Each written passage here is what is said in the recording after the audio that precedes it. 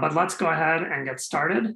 And I'd like to introduce our first speaker, who's Yanru Ten from UW-Madison, who's going to be speaking about epistemic network analysis visualization. Yanru, please go ahead.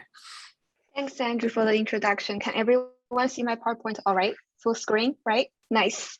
Hi, everyone. My name is Yanru Tan. I'm a PhD student in the Epistemic Analytics Lab at UW-Madison. And today I'm presenting a paper about ENA realization on behalf of my wonderful colleagues. You can see their names here. Some of them are here too.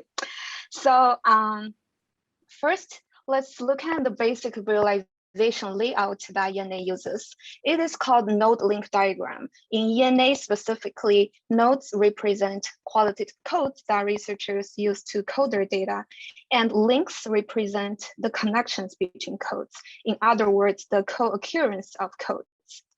So here is an example of an ENA network. Node A, B, C, D are connected by edges. For those of you who are familiar with ENA, you might already start interpreting the network by looking at, for example, the different connection strengths between nodes. So why is this type of realization able to invite you to think about the meaning behind the model? That is the question I am trying to answer today by discussing the graphic design principles we applied in the design of ENA realizations. So let's start with the first principle, contrast. What is contrast? It's pretty straightforward. So let's say we have one kind of design elements, points, and we also have another kind, which are lines. In this case, nothing is really standing out more than other. Why? Because the visual weight is evenly distributed between these two types of elements. So how to break this even distribution? Well, we can give extra visual weight to the elements that we want to highlight. In this case, we want to highlight lines. So now that all the lines are standing out more than the points, what can we do to further emphasize some individual lines? Another principle called visual hierarchy can help us with this. So what is visual hierarchy? Again, let's look at an example. So when you look at these lines, is there a dominant element that attracts your eyes first and the most? I cannot see your faces, but I guess the answer is most likely to be no. And you see all the 6 lines at once. So how about this, or this, or this? You might already notice what's happening here. So I am trying to trigger the intended attention sequence by manipulating visual weights of some elements, either by adjusting the line thickness or varying saturation, or combine both. So the idea here is that I want you to notice the lines on the left of the space sooner than the ones relatively on the right. In other words, I want to control where your eyes land on first in this realization. Well, besides where your eyes landing on first, I also want to see a flow in this realization, meaning a traveling trajectory of your attention. So how we can achieve this? Here comes our next principle, perspective. So what is perspective? In brief, perspective describes a sense of depth. So let's say we have some lines and points in different sizes and colors, and we want to follow a flow where our eyes travel from the visual heaviest ones to the lightest ones. How can we do that? We first place the heavier lines on top of the lighter ones, then the points as well. So by doing this in a consistent manner, our eyes naturally flow from the foreground to the background. So here you have it, the primary principles we use in ENA realization. Now let's look at the process of building an ENA realization using these principles. So here we have this basic node link diagram. Nodes A, B, C, D are connected by edges, and the weights are annotated using numbers next to edges, varying from 0.02 to 1 to 1. So there are 2 problems in this graph. First, in order to understand the connection strength differences, viewers have to process the magnitude differences of those numbers. Once we remove those numbers, it's impossible to differentiate the differences. Second problem is that the edges are not standing out. Since the structure of connections among codes are usually the primary research interest of ENA studies, we want to put emphasis on edges. So to do so, we assign a different color to edges. And then to address the connection strength variance, if you recall, visual hierarchy principle suggests two ways, right? One is to vary edge saturation. So in this case, we assign the fully saturated color to edge AC because it's the heaviest line in this case. And then we proportionally scale down the other line saturation. For example, CD is 80% width of AC, so CD is in 80% saturation of AC. While this is helpful, but there are concerns. For example, the equal edge thickness makes the visual hierarchy difference in this network really subtle, even inaccessible considering viewers who might have visual impairment. For example, it's hard to tell the difference between BC and CD. Then how about we do adjusting line thickness? We apply the similar process. We assign AC the heaviest visual weight and then scale down other edges proportionally. But the problem with this one is that when all the lines are solid lines, and when they overlap each other, the edge crossing reduces the readability a lot. So how about we combine saturation and line thickness together? This one works pretty well because if you can not only compare edge width differences between two edges, but also across the whole network. And then to further guide the viewers navigate this graph to make this 2D flat visual as dynamic as possible, we adjust the node sizes. Since heavier edges are already placed on top of lighter edges, the node sizes follow the same pattern automatically. So here is an example of ENA network. When we have multiple networks from the same model, can we visually compare them? Yes, comparison is possible in ENA, both statistically and visually. This is possible because of a process called co-registration. The math details of co-registration can be found in this paper, but today let's focus on comparing two networks visually. So let's say we have this network we just saw before. We want to compare this network with this network. They share the same node position because this blue network is also from the same model as the red network. It's just represents a different group or a different unit. So what ENA can do is that create a subtractor network. So ENA subtracts the weights of each connection in network 1 from network B corresponding edges, and then visualize the differences, and then color-coded the edges.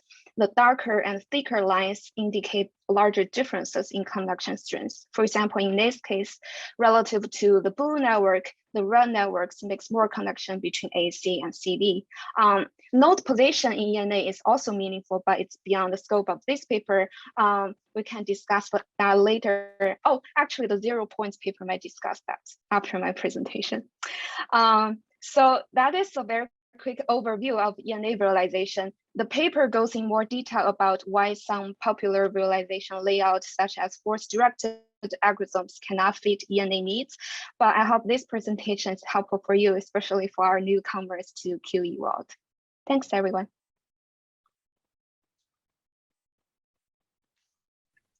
Thanks, Andrew. That was wonderful and also wonderfully on time, which is always to be applauded. Our next paper is going to be Zach Zwicky, who will be talking about the expected value test, a new statistical warrant for theoretical saturation. Go ahead, Zach. Okay. All right. I thought I was the one after, so give me one second here. That's okay. Sharing now. And all right. Did everybody see that okay? Everybody hear me okay? Okay. So as Andrew said, I'm Zach Zwicky. So I'm an assistant professor at Monash University in Melbourne, Australia. And I'll be talking about the expected value test, which is a new statistical warrant for theoretical saturation. Yep. So the illustrious David Schaefer himself said in QE that the basic idea of quantitative ethnography is simple. It's to use statistics to warrant theoretical saturation and qualitative analyses. Statistics, specifically significant tests, help to warrant theoretical saturation because they give evidence that a particular observation that we're making is not a random property of the sample of data we happen to have, but a pattern in the larger population of data that we could sample from. So in other words, if we were to continue to sample data over and over, we would continue to see the same things. in QE, the typical statistical warrants come in the form of ENA and row. Obviously, you can use other statistical techniques, but at least in my experience, these are the two most common. And in this work, I'm going to focus on statistical warrants with ENA. And to kind of highlight what that process looks like, I'm going to talk about some of my own prior work looking at the tactical decision-making under stress project. So this is where US naval teams were undergoing training scenarios where they use radar to detect aircraft and other vessels in the vicinity and determine whether they were hostile or friendly and what they should do about that. And they called these radar context tracks. So I had some data, which were the transcripts of the team talk. I had 16 teams of 109 individuals. 8 teams were in the control condition, 8 were in the experimental condition. The experimental condition had access to a more sophisticated computer system that helped them manage their situational awareness a bit better. I coded this data for some themes that were salient in this context, like the detection of tracks, what the tracks were doing, asking questions about tracks, and giving orders to warn them away or to engage them in combat. And then I conducted my qualitative analysis, and what I observed is that those in the control condition sought information about track behavior detection and assessment, and those in the experimental condition responded to information with orders, recommendations, and status updates.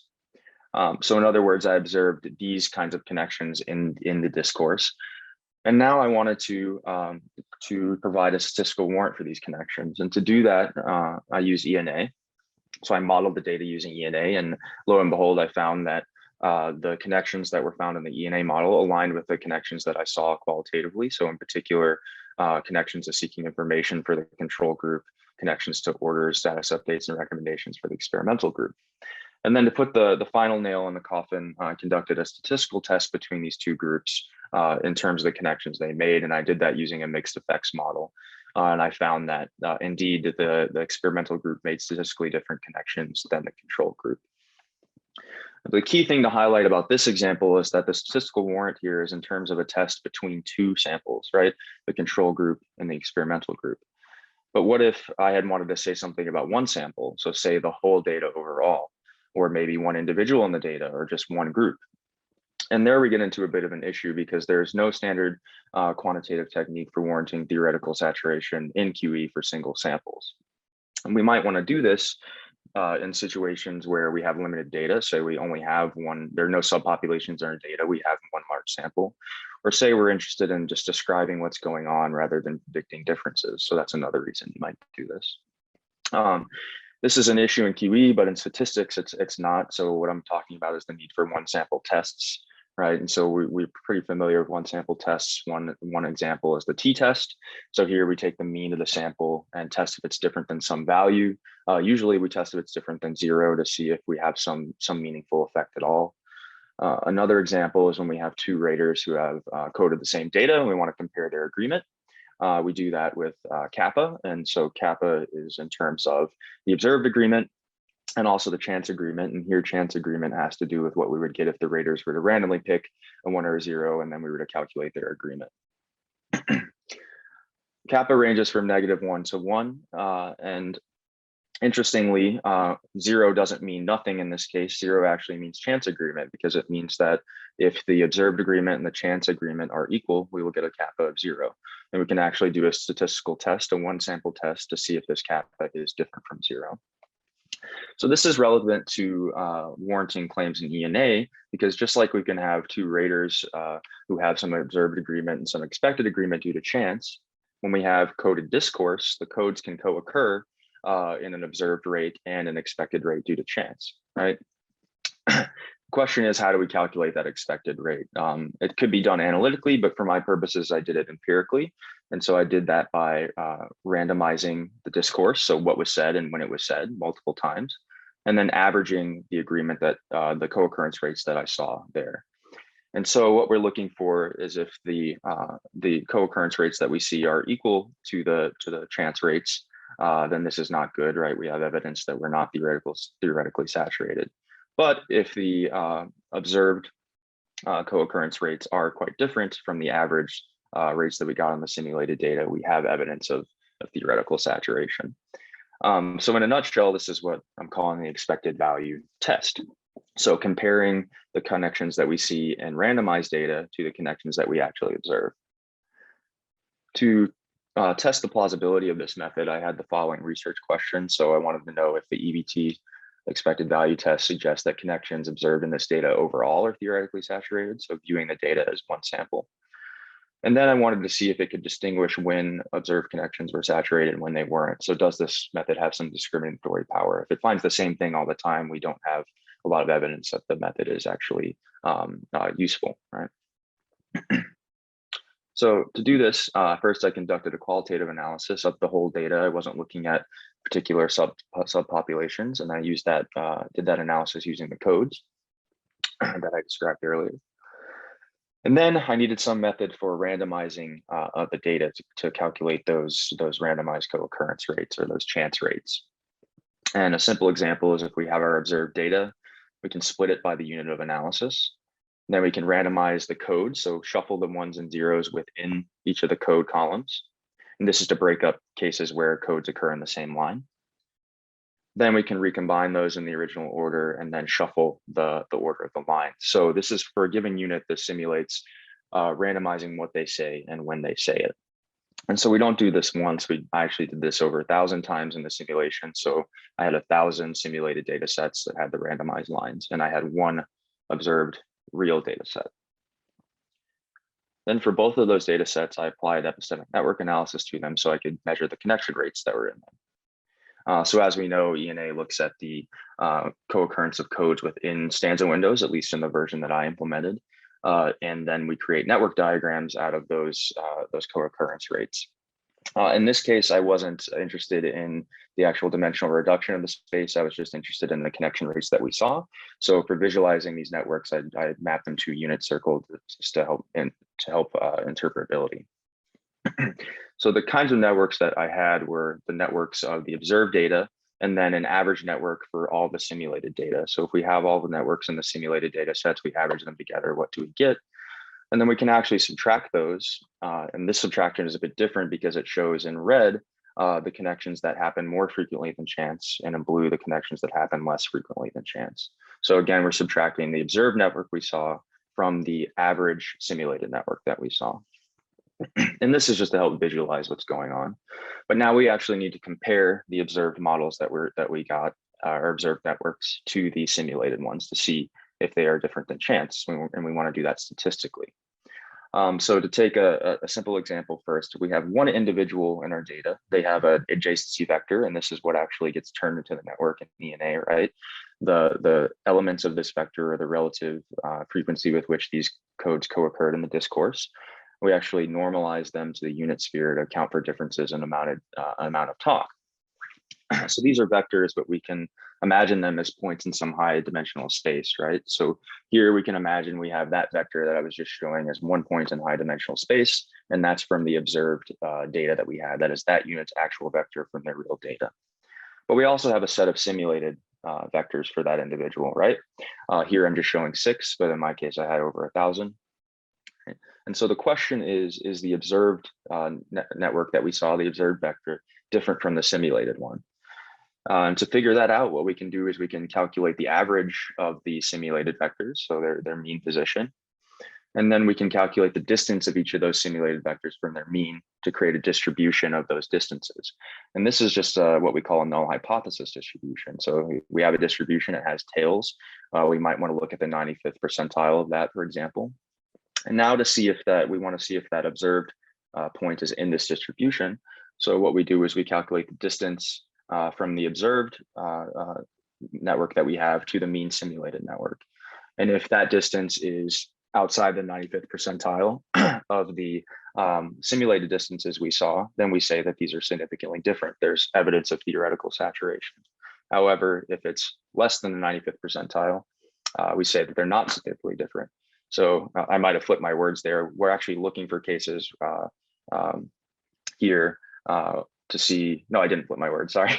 So here they wouldn't be significantly different. There would not be evidence of theoretical saturation because the method that we have, the model that we have, is similar to the simulated model statistically. Apologies for that. So this is just for one individual, but we might want to do this overall. So we can do this for all the individuals in the data, right? So imagine these are the same thing I showed, but for 3 different individuals. In this case, for a given model, all these individuals occurred in a model together. So we calculate those distances and average them. And we do that for each model and build up this distribution of average distances, just like we did before. Then we take the observed vector, calculate its distance from the simulated model, and then average those and see where that lies in that distribution. And it lets us to do the same kind of test, just on aggregate versus for an individual.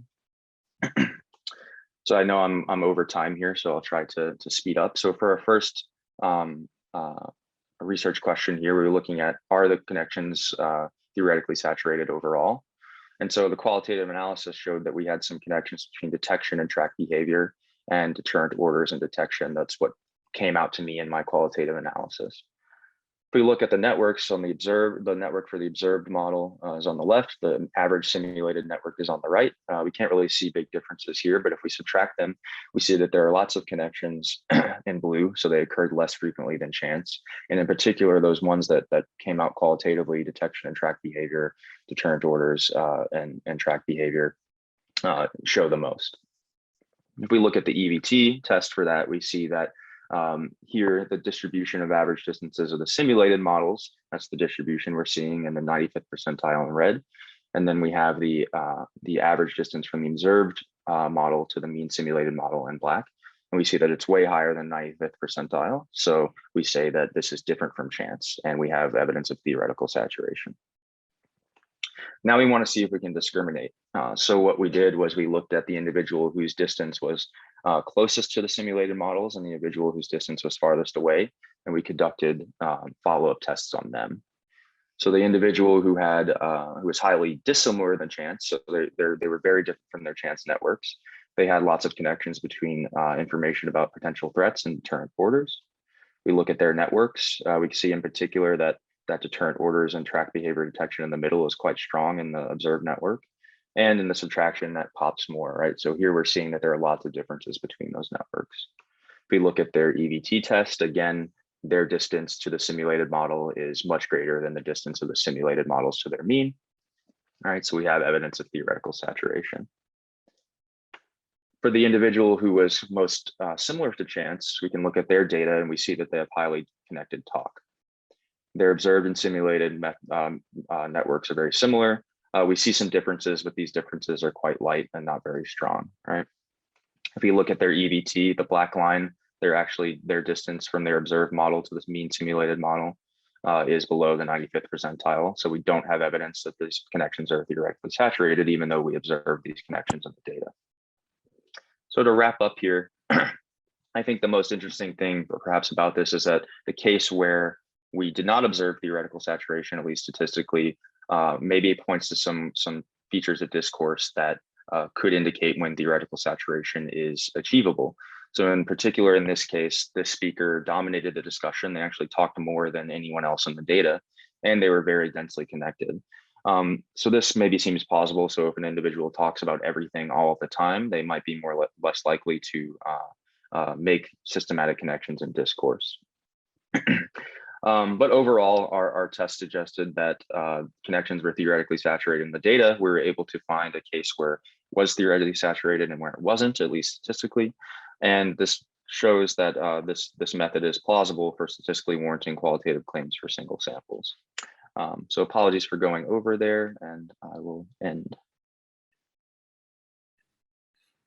Zach, that was a great presentation. We can cede you a few extra minutes because Yenru was kind enough to go under time. So I think we're still tracking. Okay, good. Okay, great. Thank you. All right, our third presenter is Brendan Egan, who will be talking about zero recentered projection, an alternative proposal for modeling empty networks in ENA. Brendan, take it away. All right. Give me a second here while this does what it's supposed to do.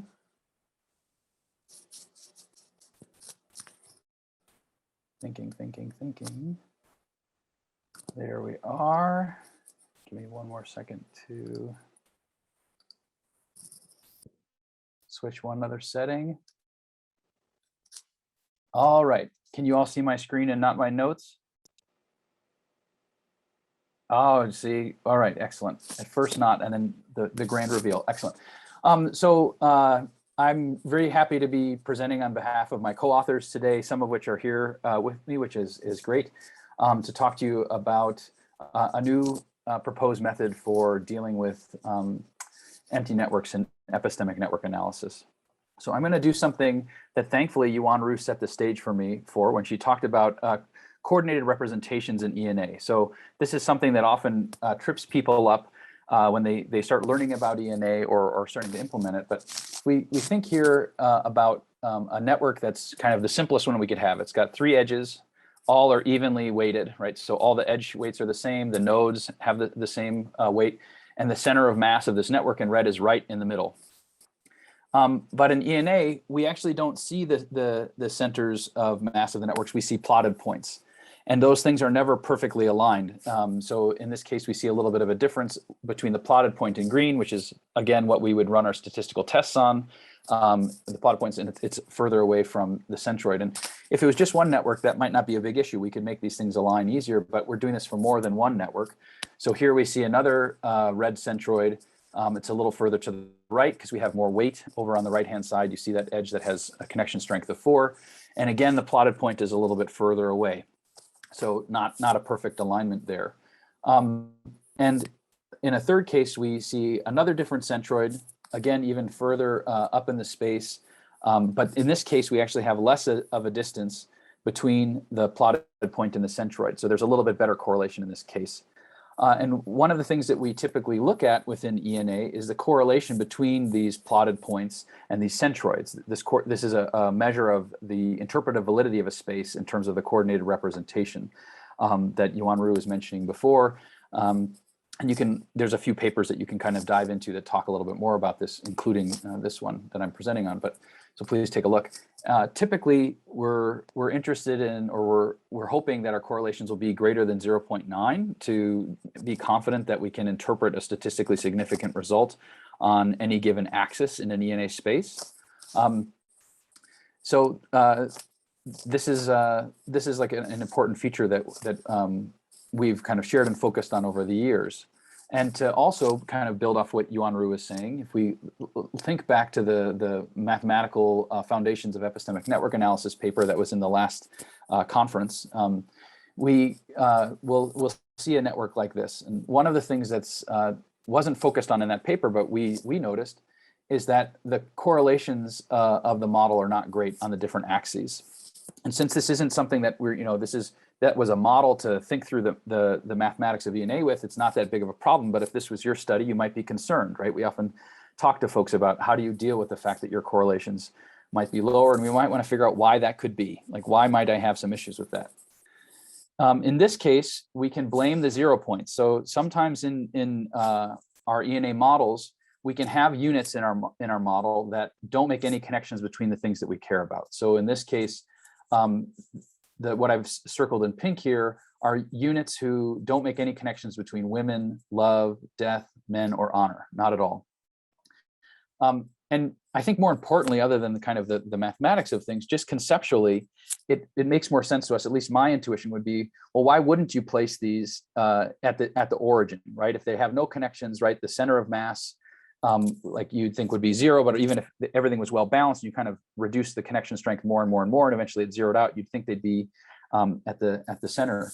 And thankfully, we work with Carl, who found a way to actually update the rotation that we use by pulling the 0 points out. And I'm skipping over some of the nuance, but we can talk about this in questions and you can look at the paper. But we can pull the 0 points out of the rotation, place the nodes, do everything else, and then place the 0 points back at the origin, right? So now we can see that those points that were circled in pink on the left have been moved to the pink in the center. And we were really excited to see that, look, our correlations went over that 0.9 threshold that we were interested in, right? So now we can feel a little bit more confident in making interpretations of the statistically significant differences between these two plays or these two groups. Or even just interpreting the location of any given individual, because we have better correlation or alignment between the centroids and the plotted points. And this is great, but it's only one model with one data set. So we wanted to also test the general performance of this what we're calling the zero recentered approach by doing a simulation study. So it's some, and I'm glad I was preceded by great researchers. This is not too dissimilar from some of the approaches that Zach was taking. So if we consider the original model from that the math ENA paper, there was originally 71 units or 71 characters in the two plays that were considered. And 50 of these units actually had some connections between the codes that we were using. So between women and love, death, men and honor, which leaves 21 zero networks that were present. So what we did was basically a bootstrapping method of resampling from these units and creating other simulated data sets that we could run ENA on and calculate the correlations. We could use the original approach that we used, and we can use the method that Carl helped us develop, the zero recentered projection. So we could do this for any, and at different percentages of our data set, how many 0 points we have. So in this case, there's quite a few, but we looked at a range of them. So here we see from 0 up over 75%. We couldn't get up past a certain limit because we needed a certain number of units for for ENA to actually run. But as we can see here with the kind of existing projection, this issue persisted. So throughout all these simulated data sets at all of these different percentage levels, we saw that the correlation suffered, right? The interpretive validity and interpretive alignment between or within our model was problematic in the old method, and it seemed, and 0 points and how many there are seemed to be a factor. Whereas when we use this new rotation approach, our correlations stay above that 0.9 threshold that we're interested in. Now, obviously, there's some limitations to this. We only did this with one data set and only bootstrap from that one sample. So further work could be done to continue to validate this approach. But we think this is fairly strong evidence to suggest that this become the default of ENA moving forward if you have 0 points within your data. So I'm going to stop my presentation now to actually show you where this is in the web tool now, because this will be coming. So give me a second here while I switch my screens. And I'll no longer have my clock, so you guys can get out the gong or use the hook to pull me off if I go too long. So here we can see the ENA model that I was showing from the original paper. And so if we're in here, we're under our model tabs. You can be in your sets, you can go to model, right? And then in advanced options, there's now a 0 points at origin toggle. And you'll remember right here where my cursor is, that's where the 0 points were in this model. So watch what happens. This is so fancy and fun. Cross my fingers. It's been working all day though. There we go. We see this adjustment. And now the zero networks are here at the origin. And importantly, the correlations have now, let me show you this. You can check this in your own model. So if you go to statistics and goodness of fit, you can click the calculate button here, and you'll see that, yes, indeed, our correlations between our centroids and our plotted points are above our threshold. If I go back and turn this off, I can turn the 0 points back off. It goes back, and I can run the same thing, and we'll see there we have our correlations are not so good. So this is something that you could check in your own data, but moving forward within ENA, this will be turned on by default after Cody has a chance to rest after the conference and actually make these updates. I think similarly, this is something that will be pushed into the R package, the R ENA package. But one of the most important things that we see here is in that model in the math paper, what ended up happening is death was not really very prominent in terms of explaining differences, right? So we see right and left, there's differences between the plays Romeo and Juliet and Hamlet, but death is not it's not the lowest node in the network. But when we turn it on, all of a sudden, death is doing a lot more work for us. The codes and the connections to death are all of a sudden doing a lot more work for us on the y-axis, and we have this better alignment too. So it's kind of a double benefit there.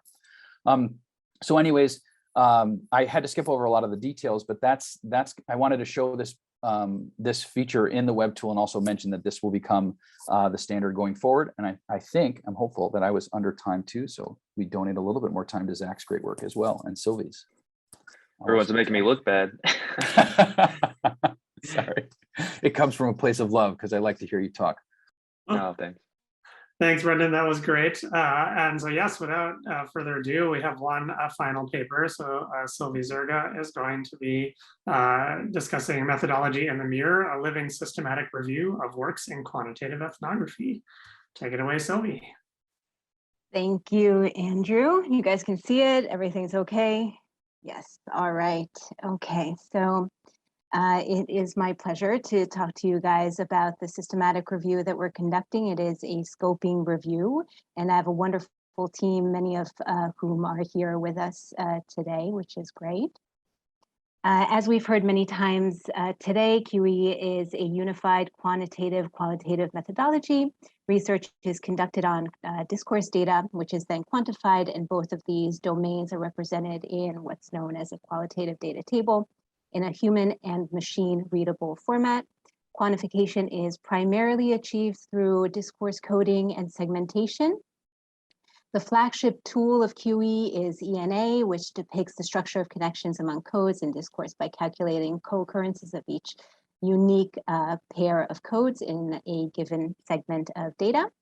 And although QE originates in the learning sciences, it's now an interdisciplinary field that needs to provide a flexibility in how its terminology can be operationalized. It also needs to develop a well-articulated lingua franca, and that's where we kind of decided to step in and help spur that. So we wanted to initiate a living, a continuously ongoing systematic review of the work that's being done in the QE community in order to see the choices that we as a community of scholars have made in research design and operationalization. We did not aim to reach final conclusions on methodological challenges or settle any kind of terminological debate. Rather, we wanted to raise questions in these topics and explore some directions that QE authors have taken thus far. Our query included these phrases and was restricted to works after the publication of the seminal book, Quantitative Ethnography by Schaefer. We performed our search in 4 databases and the QE Zotero library. 167 studies were included in this review, and our codes or entities were developed based on several sources and a pilot study. Our code book and justifications for each of our codes can be found in our repository as well as our pilot study. For our process of extraction, pairs of raters worked together on a single source and then triangulated their results and resolved any differences through social moderation. The 4 raters met regularly to discuss the coding process and update code definitions in our codebook. And 2 other researchers validated our coding and verified our formatting and extraction. This is an incomplete figure of our coding system, which has 3 parent codes. General information that you see on the left contains information about the study, such as title, year, publication, so where it was published, and the author's conceptualization of what QE is. Our methods parent code has 5 children. Design contains entities such as whether the authors used ENA and what other analytical methods they employed. Sample contains information about sampling, sampling methods, and the sample size. Data has subcodes representing how data was collected and treated, and coding contains information, for example, on the number of codes employed and the process of coding. And finally, segmentation has codes for how the authors operationalize stuff like utterance, stanza, and so forth. And finally, our 3rd parent code is open science, and that denotes when and how authors adhere to various aspects of open science. We aggregated categorical values with the R package metaphor, and strings were analyzed by 2 researchers, at least one of whom is here today because I saw her earlier. They were working autonomously. One of them used thematic analysis and the other one performed a keyword in context search. And subsequently, they triangulated common themes and patterns. So from our results, so far we have processed 66 of those publications. Authors were affiliated with 22 countries. Most studies came from authors at US institutions. We extracted information mainly from book chapters and conference proceedings regarding topics primarily in the learning sciences, but also in healthcare. Sample sizes in these studies ranged from 1 to 2,508. 24 of these studies had samples between 2 and 50. Most studies considered individuals as their source of data, so the data providers were individuals, and others, the other majority worked with data from both individuals and groups. The most common form of data was text, followed by audio-visual data. Data was collected with a variety of methods, such as making observations in person and asynchronously. They also used archives to collect data, that is using a pre-existing database. Others gathered data from synchronous chat room interactions, and yet others conducted semi-structured or structured interviews with participants. As seen in this heat map, like right in the middle in the yellow, the most common data collection method and data type were text retrieved from an archive and audio-video data collected from observation. Most researchers employed a combination of deductive and inductive coding, or solely deductive coding, meaning that most scholars applied a top-down approach in coding. Most studies used around 10 discourse codes, and the majority of studies used a combination of automated coding with classifiers and manual coding, so they used both, but many researchers just coded manually. Of the publications where this was applicable, the vast majority calculated in iterator reliability. Onto segmentation. The smallest unit of segmentation, or utterance, was most frequently operationalized as a line of data. Although it wasn't always clear what a line constituted or how it became a line of data. Following this, utterances were most commonly defined as a turn of talk, a sentence, a response, or a second in time.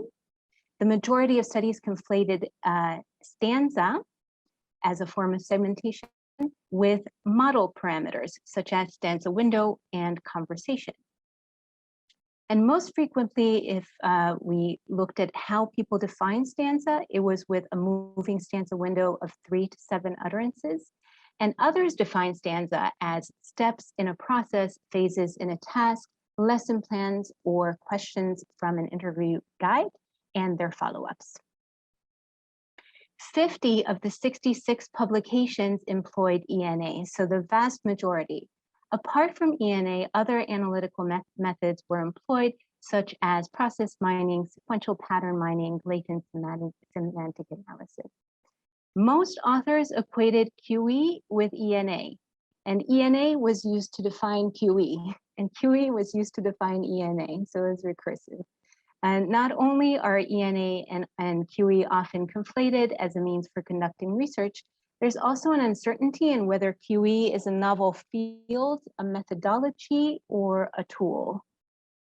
There were some areas that were more prone to underreporting, such as how coding and segmentation were performed, how many raters conducted coding, and how codes were developed.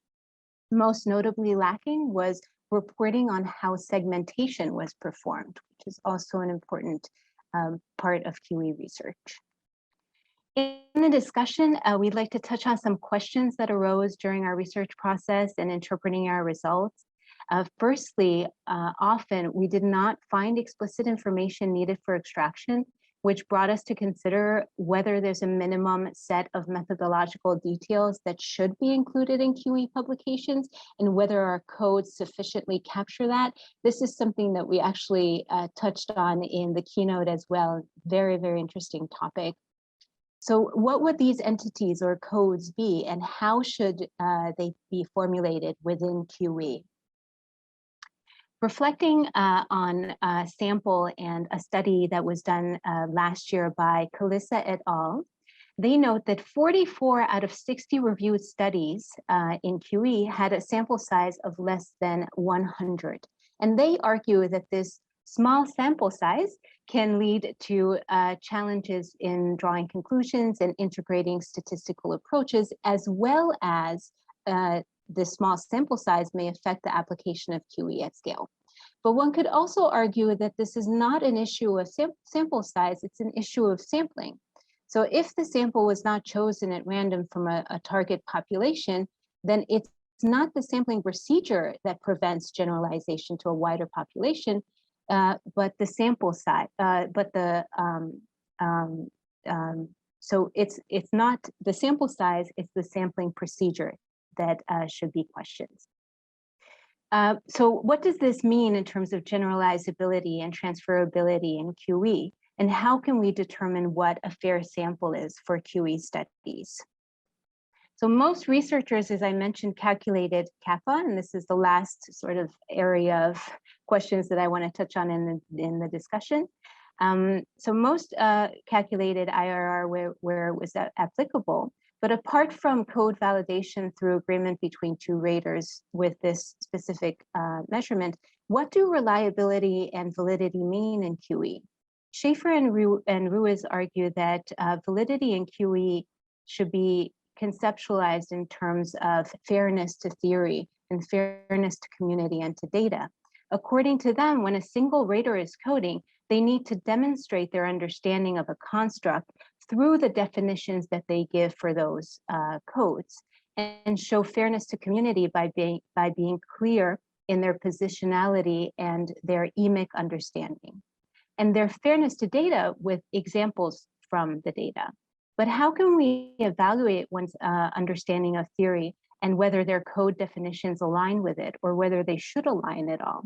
What if the emic understanding differs so vastly from theory, or if the coder never interacted with the data providers? And is there indeed nothing else needed to establish fairness to data if there's a single rater? For multiple raters, agreement on theoretical constructs can be achieved through training the people who are doing the coding, for example. But does that make the construct any more valid?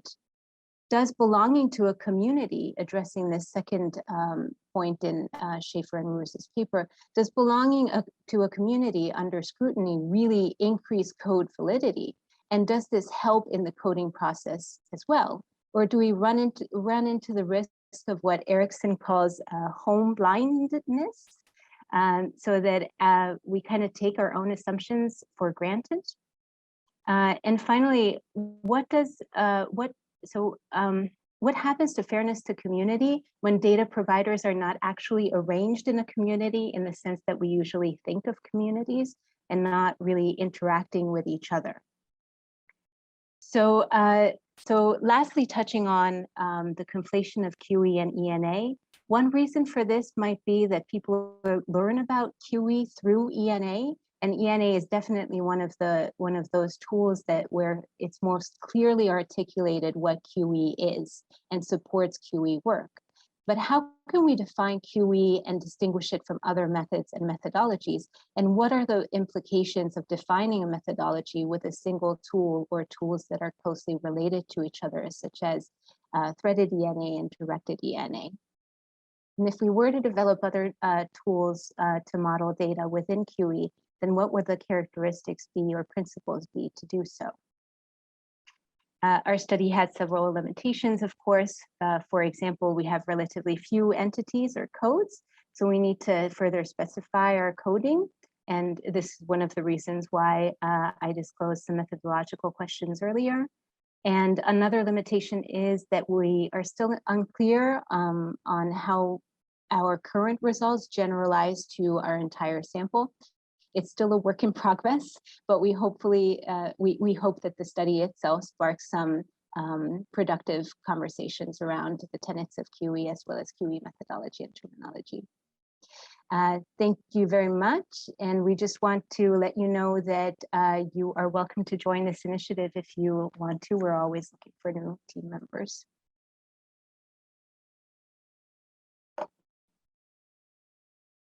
All right, Thank you. thanks, Sylvia. That was great. A great way to end the presentation portion of the session. We have about 8 minutes until technically the session ends, although I believe people can stay in this room to keep the discussion going. But there's also a coffee break immediately after this session if people would like to carry the conversation over in that direction. But like I said, we have a few minutes for questions here. People can either pop their question in the chat or use the raise hand function in Zoom, and I will help field questions. And just a reminder that your questions can be for individual panelists or for the panel as a whole or any subset. Yeah, you go ahead. Yeah, first I want to thank all the presenters because all of the presentation in this panel is so fascinating and awesome. And I have a particular question for Yuanru. I think your presentation about visualization about ENA is super clear and very helpful. I can imagine it will be very helpful for the newcomers to QE community. And also personally, I know you are working on directed ENA, which is a variant of the regular ENA. So I wonder whether you will apply the similar set of the design principles to the directed ENA visualization. And what do you think difference are? And also, do you have any particular challenges when you try to apply the similar set of design principles to directed ENA? Thank you. Yeah, thanks, Yayu. Very great question. So for our participants who might not heard about the directed ENA, so basically directed ENA shows you the direction of connections that between codes that we don't really count in regular ENA. So back to the design question, yes, I think the same principle still applied, but with modifications. Like for example, in directed ENA, the flow is not only from the heaviest edges to the lightest edges. It's also from the senders to the receivers, because in directed ENA, every code can play two roles, right? Sender and receiver. And how to deliver this two layer of information without confusing viewers is a big challenge. Because I think for direct ENA, similarly as our going regular ENA, the visualization goal is to be first visually appealing and then mathematically consistent. So we don't want our viewers to hold a magnifier to look for information in the visualization. We want them to have that aha moment immediately when they see the visualization. And I'm sure ending direction sounds very simple, just add some arrows, right? But I'm sure everyone in our lab at this point understands the struggle, because each of them have seen hundreds of iterations of directed ENA realization. But hopefully we will have a version of directed ENA, our package realization, everything beautifully for the public to use. Thanks. Looks like Brendan, you have your hand up, and then Lupita.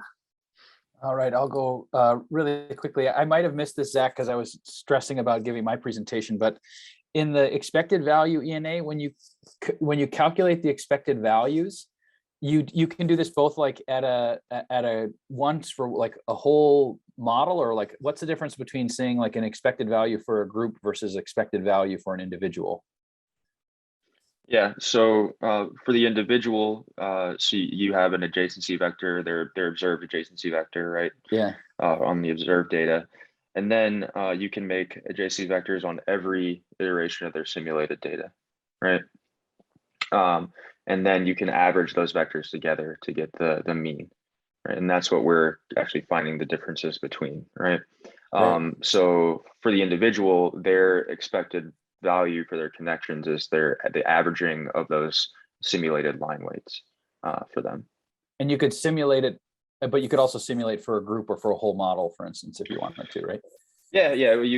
So what you would do for the whole model is you would just do that averaging across all individuals, everything, right? And then you have an average model, which is a collection of adjacency vectors, and then you can do things with that as well. Cool. Thanks. Yeah, no problem. All right, Lupita, go ahead.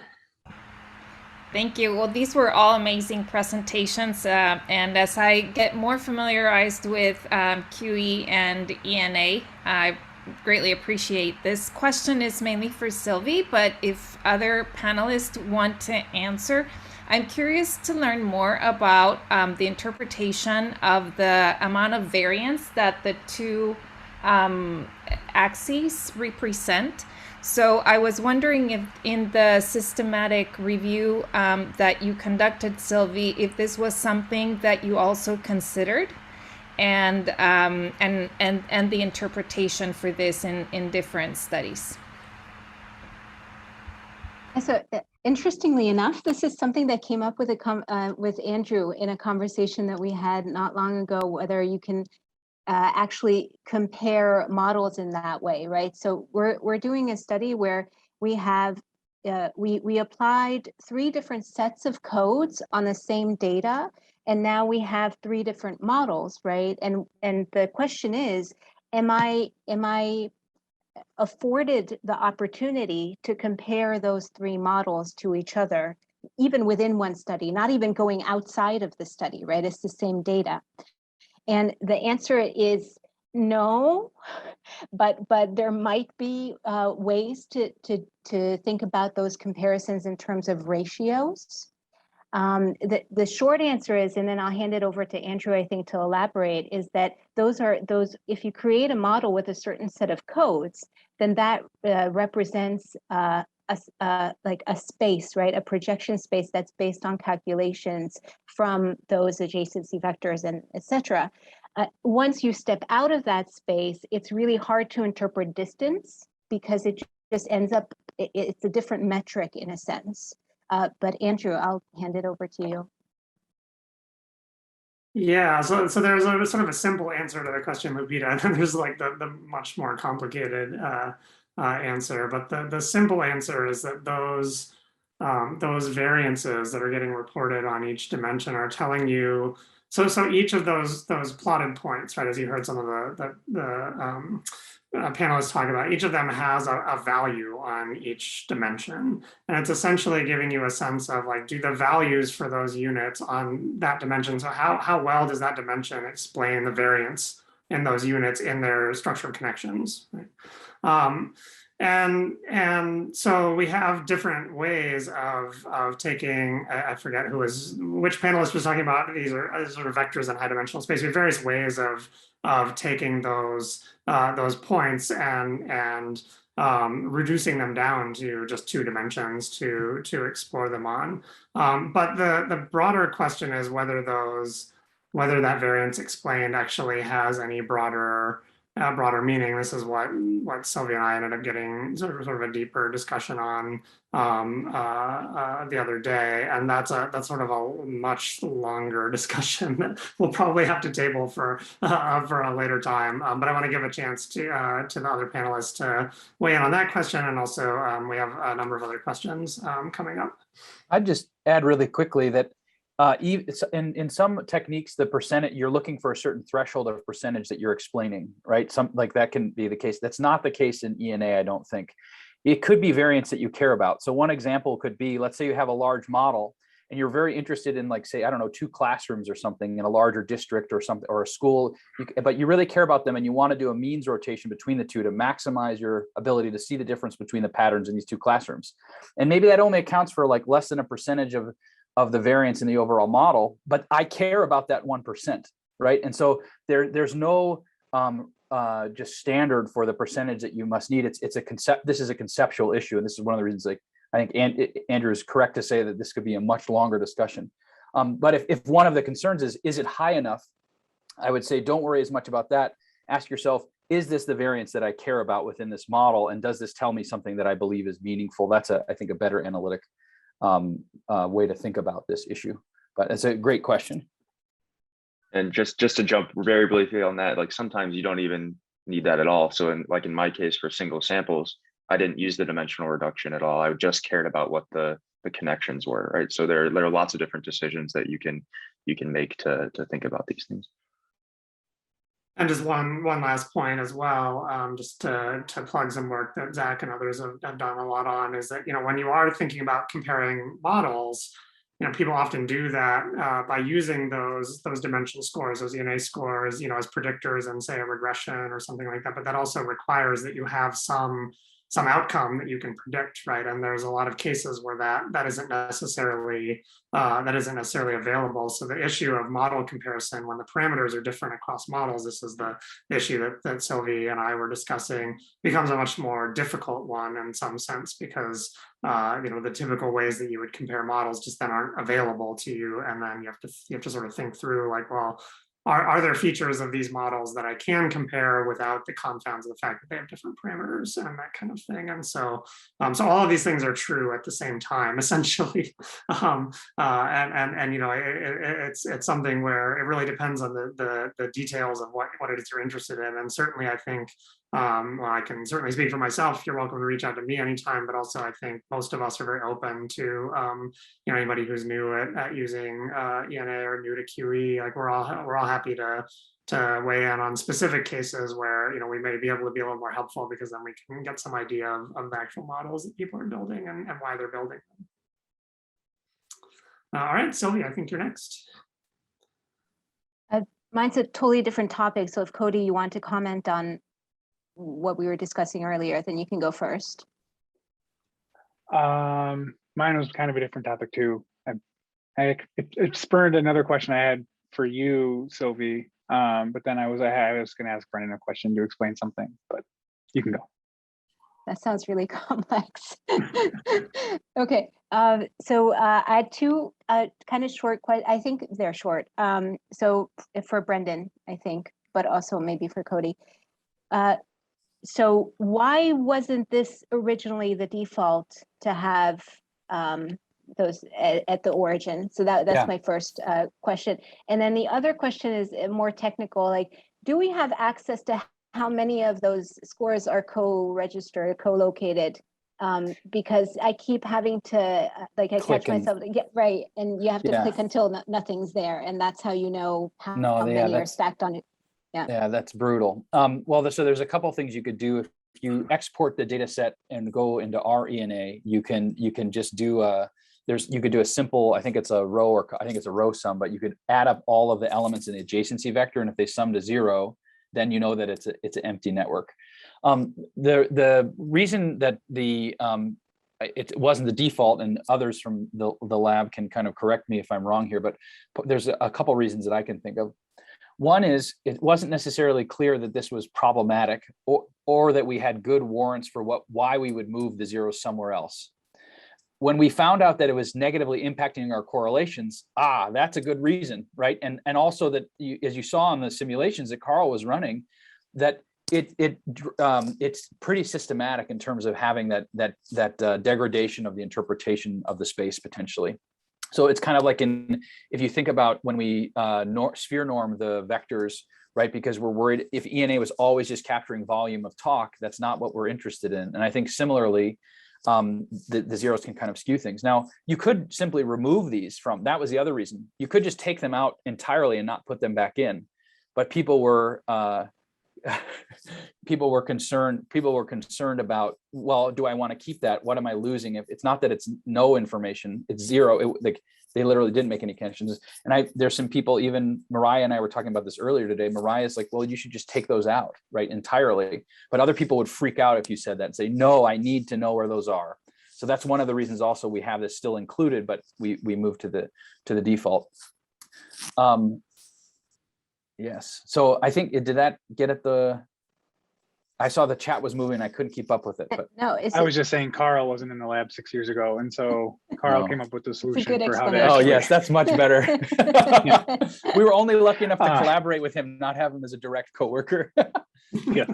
That kind of, if you wanted to continue on it, Brendan, I was going to ask kind of like generally just more as like a reason to elaborate for other folks potentially as to why if they're true, like if they don't actually make any connections within the codes within the space you're looking at, why leave them in the model? Why it's beneficial to actually leave them in? Yeah, well, in some cases, depending on how you're using ENA, you might not want to lose track of them, and you might put a code in where all of a sudden they make a connection. right? And so that could be the case where depending on the type of analysis that you're doing, you'd want to know that. The other really important aspect of wanting to leave them in the model is that in a moving stanza window, they connect to other people, right? And so like, even if they're not making any connections themselves, like sorry, that's not exactly what I want to say. If they're connecting to other people, like someone could connect to them and then the other person could get credit for it. I would Right. So there's that, but also it's part of the context. So if we close the interpretive loop and all of a sudden those are gone from that, that could be another issue. You don't want to lose those lines in terms of what ENA is bringing back. Thank Archimedes. I'm glad you were able to join us. So hopefully that answers that question, but those are some good reasons I would say to kind of keeping those in. Partially too, for me, it also reminds me of the context of the whole data set and connects me also to the phenomena too. Like if I just focus on, I mean, in some ways, yeah, you do want to focus on those people that are making the connections that you care about, but I might also be interested as a researcher to go back and read the data for people that didn't make any connections. What were they doing, right? Those are also, I think, key aspects of potentially using QE. So I'm going to suggest that we do one more question because Zach has his hands up. And then at that point, we transition to a more open kind of discussion format. People are welcome to stay in this room, but there's also the coffee break rooms. But I think, there's this discussion can probably keep going for the whole conference, which is great, and it's the way it should be. But I also want to make sure we leave some time so that people can have those more informal interactions. And so why don't we have our one last question from Zach, and then we'll thank all the panelists and then open it up to just a more general interaction. So Zach, go ahead. Awesome. I mean, this is related to the zero connections thing. The one thing I was wondering about it is if you guys considered, so when you move the points to the zero points to the origin, if you guys thought about the potential confusion that could arise in the sense that you could also have points at the origin that did make connections. Yes. Right, because you could, right. So Yep. because that metric, or sorry, that dimension actually has weights associated with it. So if you make certain amounts of connections, you'll be closer this way, certain amount you'll be closer that way. If you even out, you'll be right in the middle, right? So you'll look like a 0 point. What's going on there? Well, I think that's a great question. It's something I was talking to Mariah about earlier today, because that does have meaning in the space, and it's a different meaning where they're kind of being close to each other. But maybe one of the things I just thought of we might want to do is potentially visually encode ones at the 0 point at the origin in a slightly different way, so that it's clear that they're there because they're empty networks, right? Because you can imagine there could be ones on top of it. And so that could be something that we could flag. I think it's probably unlikely, it'd be fairly rare, but it's not impossible, right? The way that the math could work out. But I think you bring up a broader point too, in terms of the influence on, they potentially fill a different semantic role within the space, which also adds another layer of complexion. So I think it's, while this is an improvement, should probably be ongoing discussions, because these issues are non-trivial, and could be. One of the things we mentioned in the paper is we recommend doing this generally but not all of the time. There could be other circumstances that are unforeseen, or like the issue that you just brought up that could lead to challenges and other things. So that's a great point. All right, well, this has been a fantastic discussion so far. I really encourage people to keep it going at the coffee break, or for people like me who have to go and deal with kids who are getting increasingly rowdy, you can continue it sometime tomorrow.